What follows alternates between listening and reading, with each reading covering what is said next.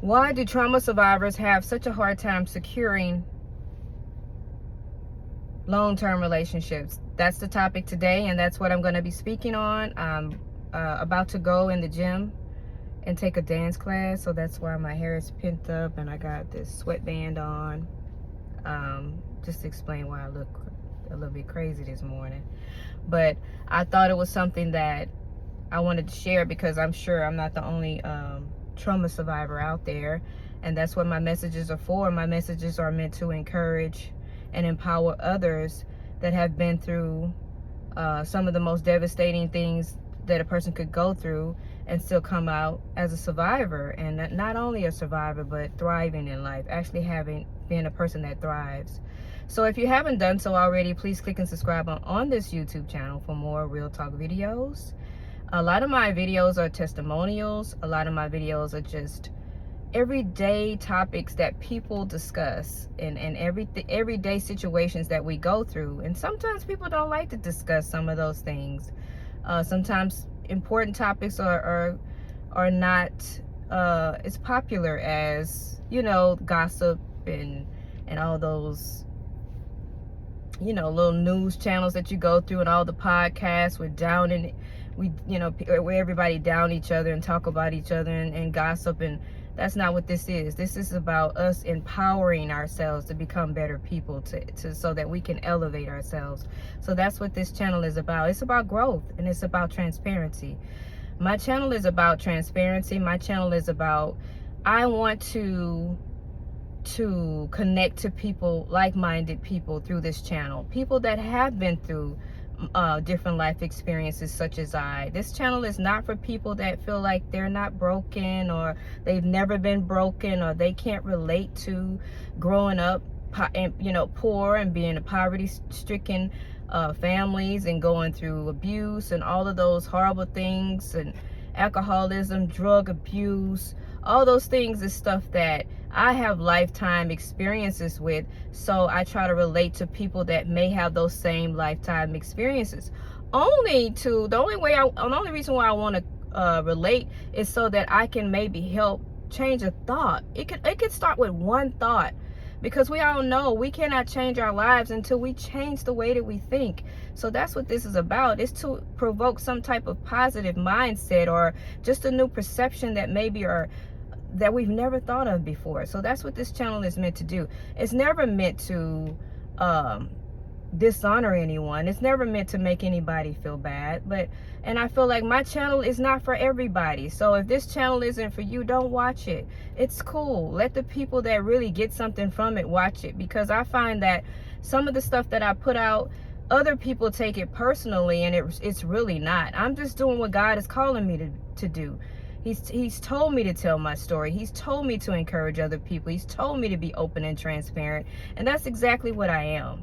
And not everybody is open and transparent, and that's cool. That may not be your ministry. That may not be where God is going to use you, and that's absolutely fine. I mean, at the beginning, when the Lord told me to tell my story, and most people know because I've said it more than once.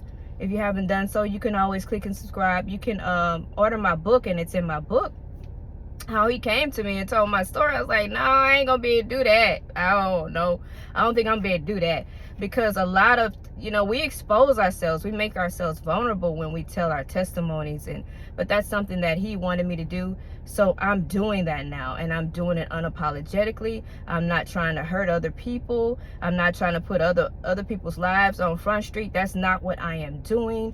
Many times I speak in general. Sometimes I use my own life experiences so that I can help others. That's it. That's my only motive to me having this channel. I wish to encourage and empower our culture so that we can rise up, because there's certain things you may not even know why you're being affected the way that you're being affected, because it's happened to me. But with like-minded individuals or people that has experienced these different situations, may be able to say, oh, dang, that's why I do that. So that's why I will tell my story, and I tell my stories the way that I do. But today's topic is about why trauma survivors have a hard time securing healthy and long-term relationships. And I have my little notes, of course. And And I'll just go ahead and go back to, because trauma can happen at any time of your life. It could happen in your childhood, your adult life, whenever. Anything traumatic can harm you in a way. And some people even have PTSD. Some people that are veterans, they go off into the war, they have PTSD. That's what I mean by trauma, for those that have, maybe they can't relate, or they don't understand what trauma really is.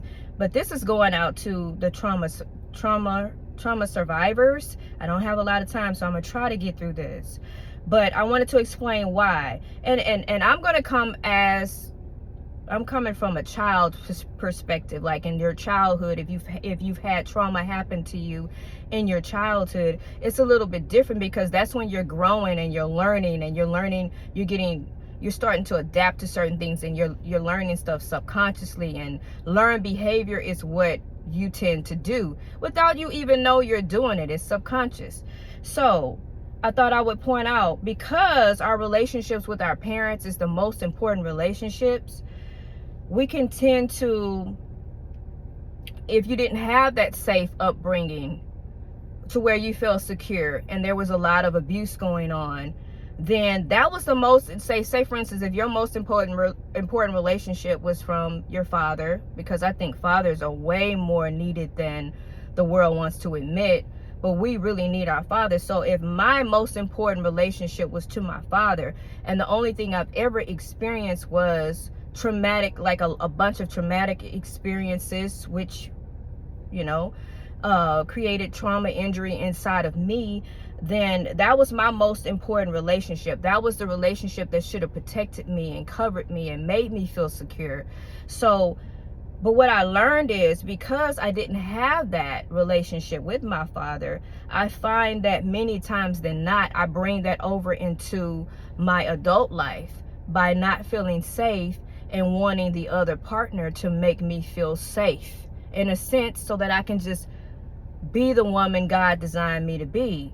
And I've always thought that, because I feel like I'm just this person that's been working on myself for my whole life, going to counseling and reading books and praying and studying, but there's always something that you could be still holding on to, in a sense, that eventually God will let be known. And so what I'm finding out is that, because that most important relationship with my father did not occur, and because I've never had a man on this planet to make me feel totally safe, God is telling me that I still have injury there, and he still needs to heal me there. And that's when I have to give all that to God, but I also have to continue to do my work, understanding that nobody is responsible for my triggers.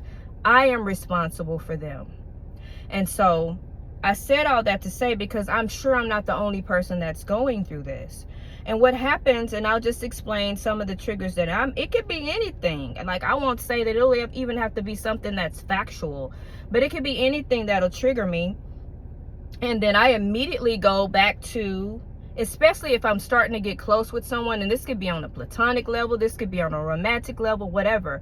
But if I feel like I have this certain closeness with this individual, and things are rising and getting better, and we're getting closer, and I'm really vulnerable with this person, whether it's a friend or a romantic interest, and then it's the vulnerability that scares me a little bit, or that's always kind of scared me, because I wasn't never able to be vulnerable as a child with the most important person in my life. So when I become vulnerable, I get real uncomfortable.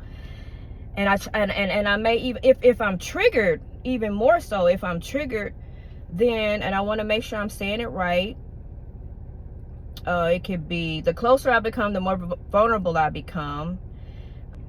The closer I feel, I'm sorry, my phone just shut off. I'm in the car, I'm about to go into the gym, but I wanted to get this message out, because I feel like whenever it's something happened to me, or I'm going through a learning experience, I want to share it with other people in case they're going through something similar, so it would help them get through it a lot quicker than stumbling around in the dark and you don't know why you're doing some of the things that you're doing. So that's why I wanted to go ahead and get this out. But the closer you become to some people and the more vulnerable you are, could make you go into protect mode, especially if you're being triggered. Not that people are responsible for your triggers, because we are, But if you're being triggered, and how do we handle when we feel vulnerable or we get triggered? Many times the methods used could be something as simple as, it's not really simple, ghosting.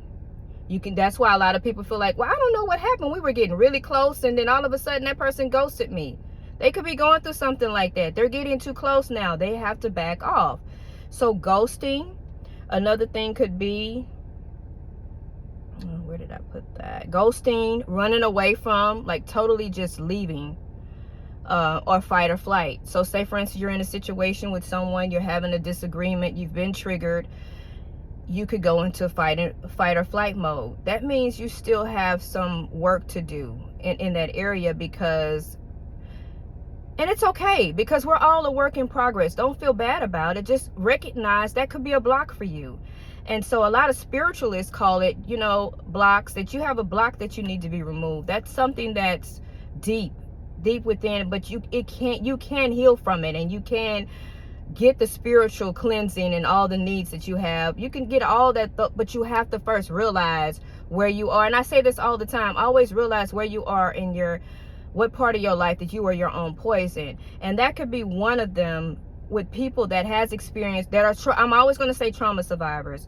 But that's why you see so many people getting ghosted, and they don't understand why, because they felt like the relationship was going well, but they were getting close. And that closeness and that vulnerability, if they start to fall in love with someone, or they start loving somebody, and they feel like they're getting a little too close, and then it just one thing that triggers them, and oh no, I can't do this because I can't be hurt.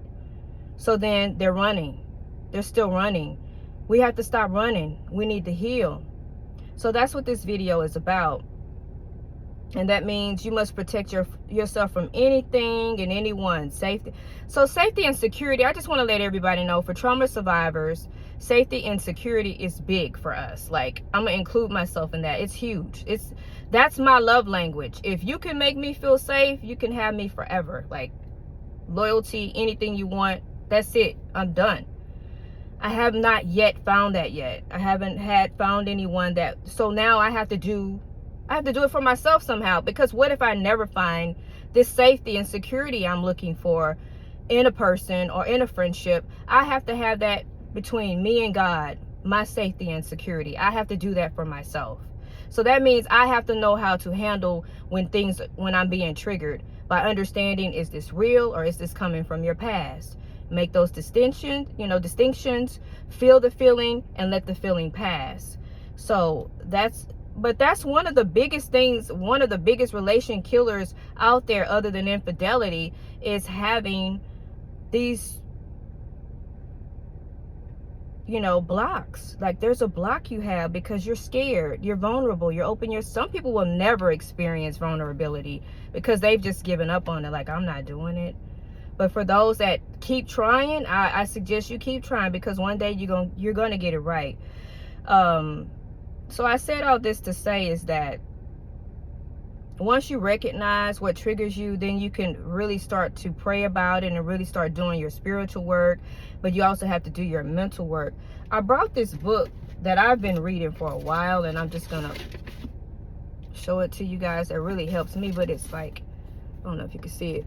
The Body Keeps the Score. And it's about trauma. And it has a lot of stories, and it's a lot of scientific data in there that's showing that how people that experience trauma, how we relate to life so much differently than people that has not. And I even suggest people that if you're involved, or somebody that you deeply care about that has experienced trauma, you might want to read some books on it so you can understand why they operate the way that they do. That's if they're important to you or they're special to you and you want to kind of help them along the way. You can just start reading books about it. But I read some of this morning to try to keep me on track and to recognize in my life where some things where I'm my own poison, how I have to understand that it's okay for me to let people close to me. It's okay for me to be close to others. It's okay for me to love people. And it's okay. It's even okay to be triggered, but learning how to respond to things that are triggering us instead of just ghosting people and running away or going in fight or flight mode. Learning how to breathe through some of our different life situations that may trigger us or may take us back to a traumatic event. I mean, a lot of us go through it. I know some people have never been touched, but it's more of us have been touched and affected by trauma than not. Trust me, especially the Black woman. Especially, we are the least protected woman on the planet. Even in our own homes. That's a fact. Do the research. If you don't believe me, do it all. There's so many women that have been traumatically affected before they reach the age of 5. 5. Can you imagine? I can't even imagine. I can't imagine. Like, I have a grandson. All we do is love and protect and cover him and pour so much love and acceptance in him. He's going to be okay. But can you imagine a child that never got that? And then we're expected to be whole? No, we may have to continue to work on ourselves for the rest of our lives because of what happened to us in our childhood. And that's what this channel is about. It's about us working through those things so that we can finally be free, be set free and free indeed. And that's what God can do for us. So I don't want to stay on here long because this phone's going to get hot again. But I wanted to go over this because I'm sure I'm not the only person that has experiences like that. I'm sure I'm not. And I wanted to share this today about how we can get through those different situations and how and why many trauma survivors have a hard time securing healthy long-term relationships. And I must say healthy relationships, because trauma survivors and even people that hasn't experienced trauma can have long-term relationships, but it does not mean that they're healthy. There are people that trauma bond, that come together because of their similar traumas. Relationship is chaotic and it's never healthy.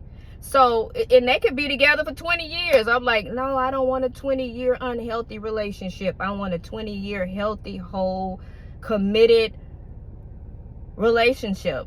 But I have to be totally whole myself. So this morning is where I asked God, now that I know where I could have a block in what area of my life, now Lord, I give that to you, and I want you to help me through this.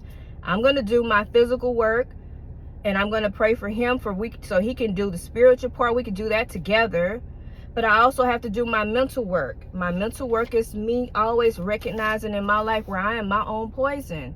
So I'm a constant reader. I read and I study. And because I want to be the best version of myself so God can use me more effectively and efficiently. So that's what this video is about, you guys. It's not going to be long, but I wanted to point out to some people that's wanted love your whole life and you feel like you just can't secure that love. Guess what? You can. Once you recognize what that block is within you, once you recognize that you're really not maybe 100% where you need to be, and I don't think none of us ever will. We're a work in progress because we're human, we're fallible. But to get as close as possible so that we can walk in our purpose and not hurt other people, that should be our goal. So I'm going to let you guys go, and I'm just going to say thank you for checking out my channel. If you haven't done so already, click and subscribe. And also, if you see a video that could help someone, share it. I would greatly appreciate that. Remember to always love yourself, love God, and love others. And I will talk to you soon. Mwah! Bye-bye.